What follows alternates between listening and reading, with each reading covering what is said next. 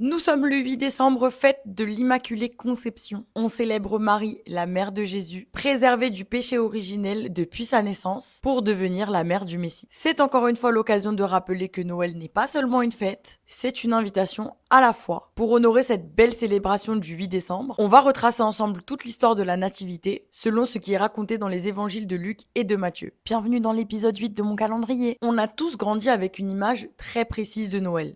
Merci Coca-Cola. La crèche, l'âne, le bœuf, il est né le divin enfant, les films qui réinventent la magie de Noël. Si vous n'avez pas vu ma sélection de films, je vous le mets juste ici en fait. Les décorations, les mages, les cadeaux, les gâteaux, les bûches, bref, vous avez compris. Mais est-ce que tout ça correspond réellement au récit biblique ? Évidemment que non, parce qu'au final, Jésus ne nous a jamais demandé de fêter son anniversaire. En réalité, la majorité de ce que nous faisons vient de traditions populaires. Est-ce que ça veut dire que ce sont des péchés ? Pas du tout. Parce que l'intention, c'est le plus important dans n'importe quelle action. Donc ces coutumes qui se sont ajoutées au fil des siècles, elles nous permettent de célébrer cette vérité biblique, mais la Bible, elle raconte quand même une histoire beaucoup plus simple, assez différente de ce qu'on entend dans le narratif commercial d'aujourd'hui. Avant même d'entrer dans le récit de la Nativité, il faut imaginer le contexte. Nous sommes en Judée, sous domination romaine, la Judée de l'époque qui correspond aujourd'hui à la partie sud entre Israël et la Cisjordanie, aux alentours de Jérusalem et de Bethléem. Des villes qui existent toujours. Donc à cette époque, la Judée est dirigée par le roi Hérode le Grand, un personnage central pour l'ambiance rocambolesque du récit qui va suivre. Hérode est connu pour 3 choses. Sa paranoïa, ses constructions monumentales et malheureusement sa cruauté. C'est un roi qui a été placé au pouvoir par les Romains parce que c'est un brillant administrateur. Il va lancer des projets gigantesques, comme par exemple la reconstruction du temple de Jérusalem, la forteresse de Massada, le port de Césarée. En fait, il veut laisser une trace indélébile dans l'histoire, ce qui va fonctionner. Mais derrière ces succès architecturaux, on a un homme obsédé par la peur de perdre son trône. Donc il élimine absolument tout ce qu'il considère comme une menace, y compris certains de ses propres fils, et même sa femme préférée. Les historiens juifs de l'époque, dont notamment Flavius Joseph, décrivent un souverain capable des pires atrocités juste pour avoir le contrôle sur son pouvoir. C'est dans ce climat joyeux de méfiance, de peur, de surveillance et d'inquiétude politique que naît le roi des Juifs. Pour Hérode, cette rumeur est totalement inacceptable. Et c'est ce contexte tendu qui expliquera plus tard sa réaction très violente dans l'épisode de la visite des rois mages et de la fuite en Égypte. Donc, le peuple juif vit quand même entre oppression politique et espoir venant de la religion. Depuis des siècles, les prophètes annonçaient un libérateur, un sauveur, un messie, notamment Ésaïe, Michée. On notera par exemple Michée 5:1 qui est répété mot pour mot dans l'évangile de Matthieu. On a aussi Jérémie, Zacharie, bref. Depuis des siècles, les prophètes annonçaient la venue d'un Messie. Un Messie qui naîtrait de la descendance de David à Bethléem, qui apporterait la paix, qui serait un roi humble et un sauveur. L'attente, elle est immense. Elle est palpable. Ils en peuvent plus. Et c'est dans ce climat extrêmement tendu que commence la belle histoire. J'en perds mon chapeau. Dans le petit village de Nazareth, une jeune femme prénommée Marie mène une vie simple et ordinaire. Elle n'est ni riche ni influente, juste une fille pieuse qui connaît les récits de son peuple et les promesses des prophètes. Un jour, alors qu'elle est seule, un ange apparaît devant elle. Dans l'évangile de Luc, la scène est décrite de manière très simple. Le 6e mois, Dieu envoya l'ange Gabriel dans une ville de Galilée, Nazareth, chez une jeune femme dont le fiancé s'appelait Joseph. Celui-ci était un descendant du roi David. Le nom de la jeune fille était Marie. L'ange entra chez elle et lui dit « Réjouis-toi, le Seigneur t'a accordé une grande faveur, il est avec toi. » Marie fut d'abord troublée. C'est logique. Elle a peur, mais l'ange lui dit « N'aie pas peur, Marie, car tu as la faveur de Dieu. Bientôt tu seras enceinte, et tu mettras au monde un fils que tu appelleras du nom de Jésus. Il sera grand, et on l'appellera Fils du Très-Haut. Le Seigneur Dieu fera de lui un roi, comme le fut David son ancêtre, et il régnera pour toujours sur le peuple d'Israël. Son règne n'aura pas de fin. » Techniquement, Marie, elle aurait pu poser 10 000 questions. Personnellement, j'ai 300 000 questions à poser au Seigneur le jour où je vais le voir. Évidemment, l'ange, il a anticipé et il lui a dit que c'était l'Esprit Saint qui allait faire le travail. Alors Marie répond « Je suis la servante du Seigneur, que tout se passe pour moi selon ta parole. » Et l'ange la quitta. C'est une phrase simple, mais qui révèle une grande foi, une grande humilité et une confiance totale dans le Seigneur. Évidemment, je pense qu'elle se rendait pas forcément compte du bouleversement de sa vie, mais elle accepte de devenir la mère du Sauveur, qui est quand même un très grand honneur, le plus haut honneur accordé par le Seigneur jusqu'à présent. Luc raconte ensuite que Marie se rend chez sa parente Élisabeth, qui elle aussi est enceinte, alors qu'elle et Zacharie avaient totalement perdu espoir. Elle est enceinte de Jean le Baptiste, et au moment où Marie apparaît, le bébé dans le ventre d'Élisabeth commence à bouger parce qu'il sent la présence de Jésus, le roi qui va naître très bientôt. Marie chante alors le Magnificat. C'est une prière de louange et de gratitude qui exprime sa joie et son humilité devant Dieu. Luc, chapitre 1, versets 46 à 55. Ce choix de Dieu est très significatif de sa pensée et de son cœur. Il ne choisit pas une reine, ni une personne riche, ni une personne influente, etc., mais une jeune fille simple, humble, qui vit dans un petit village de province. Enfin, on s'y attendait pas, quoi. Donc, à travers du choix de Marie comme la mère du Sauveur, la mère de Jésus, Dieu nous montre qu'il ne s'intéresse pas à ton statut, ni à ta puissance d'ailleurs. Dieu s'intéresse à l'humilité, à la foi et à la disponibilité du cœur. On le sait, Dieu se révèle aux pauvres et à ceux qui sont prêts à accueillir sa volonté. Dans l'évangile de Matthieu, Joseph découvre la grossesse de Marie. Il découvre que Marie est enceinte avant leur mariage. Évidemment, il panique, mais qui n'aurait pas paniqué à sa place ? Sachant que Joseph est un homme pieux, humble et un descendant de la lignée de David. Mais il se retrouve quand même confronté à un scandale qui arrivera incessamment sous peu. Il comprend pas vraiment ce qui se passe. Sa fiancée, dont il est amoureux, est enceinte alors qu'il l'a jamais touchée. Il se dit mais comment je vais accepter cette situation ? Comment faire ? Qu'est-ce que je dis ? Qu'est-ce que je fais ? Est-ce que discrètement je devrais la quitter, la répudier ?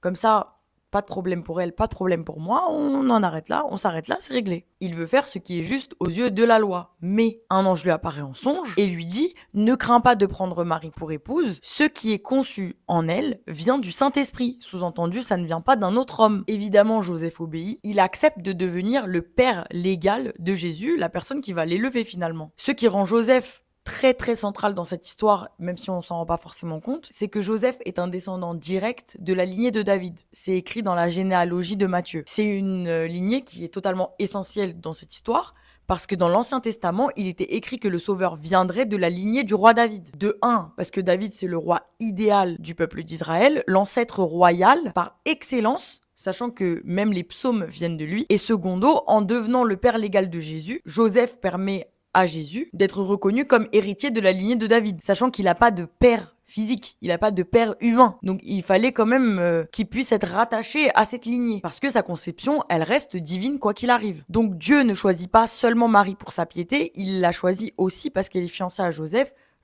descendant de David. Il montre l'accomplissement des promesses qui ont été faites à David et à Israël depuis des siècles. Joseph est le protecteur légal de Jésus. Il prend Marie avec lui à Nazareth. Il accepte de voyager jusqu'à Bethléem pour le recensement. Plus tard, il va même fuir en Égypte avec elle pour sauver l'enfant des griffes du roi Hérode. C'est vraiment un exemple de foi. Joseph, c'est certes un homme simple, il est très humble et il a une mission de dingue. Je pense qu'on se rend pas compte. Après l'annonce de l'ange, Marie et Joseph se préparent à un voyage difficile.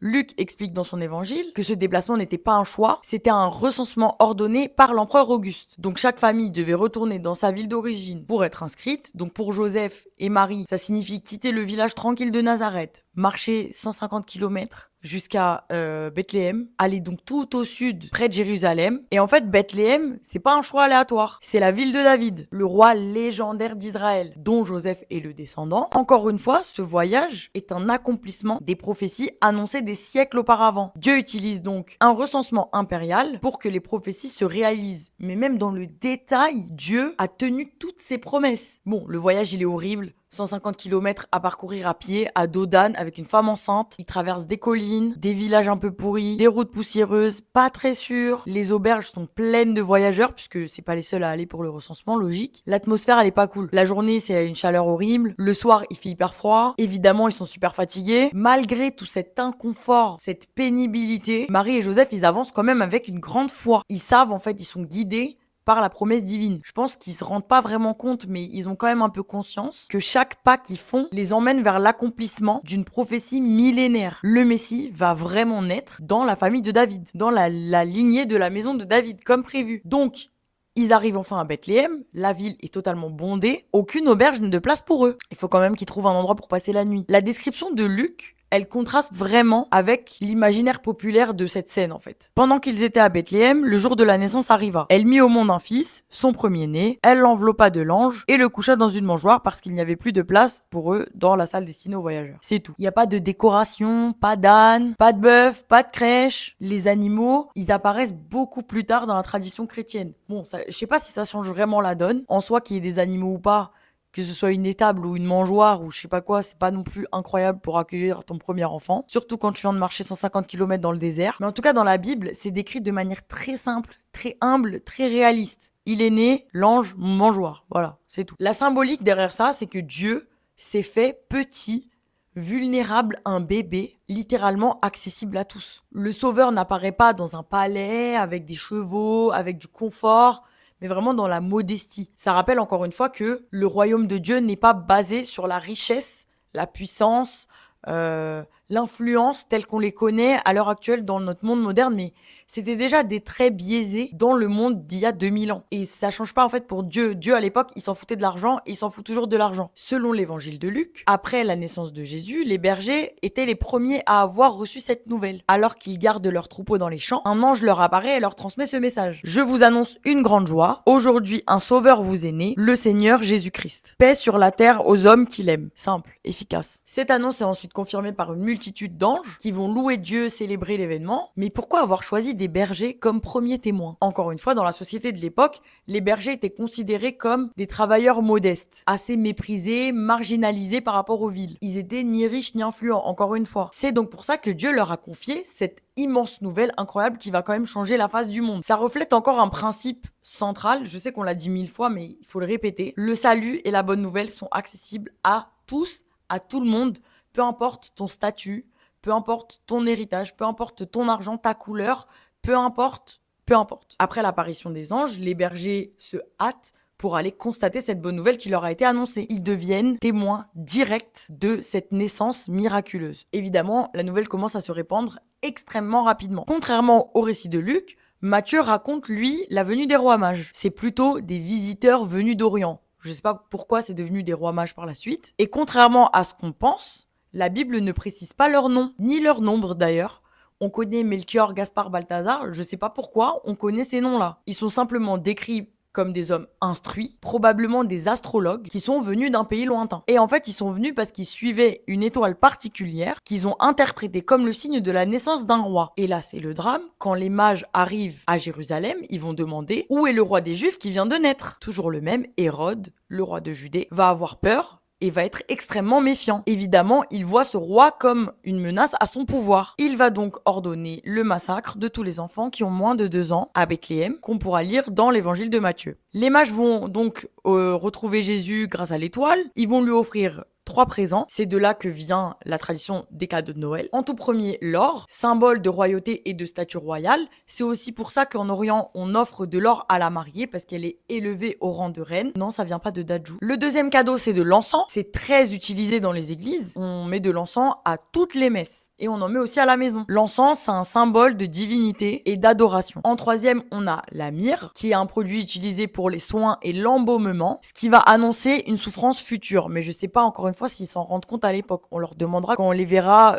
en face-to-face. Chacun des cadeaux a un aspect symbolique qui va annoncer les différents aspects de la mission de Jésus. Contrairement à ce que montrent les films, les mages n'arrivent pas du tout le jour de la naissance. Matthieu indique qu'il trouve Jésus dans une maison et non pas dans une mangeoire. Et selon les historiens, cela suggère que leur visite a lieu plusieurs mois après la naissance. Après la visite des mages, Joseph va encore recevoir un songe qui va lui dire « Lève-toi, prends la mère et l'enfant, fuis en Égypte, car le roi Hérode cherche à tuer ton enfant. » Évidemment, Joseph obéit immédiatement. Il prend Marie et Jésus et il traverse la frontière. Il va devenir l'équivalent d'un réfugié politique. Il cherche la protection loin du roi Hérode et de sa cruauté. Et du coup, la famille va rester en Égypte jusqu'à la mort du roi Hérode. Quand le roi meurt, un ange va encore apparaître en songe à Joseph pour lui dire « C'est bon, tu peux rentrer chez toi ». Plutôt que de retourner à Bethléem, Joseph va se réinstaller à Nazareth. Donc Jésus va grandir dans un village modeste de la Galilée, loin de la cour et des intrigues politiques. Ce déplacement en Égypte, dicté par un danger humain, montre plusieurs points clés dans l'histoire. En premier, la protection divine, parce que Dieu protège l'enfant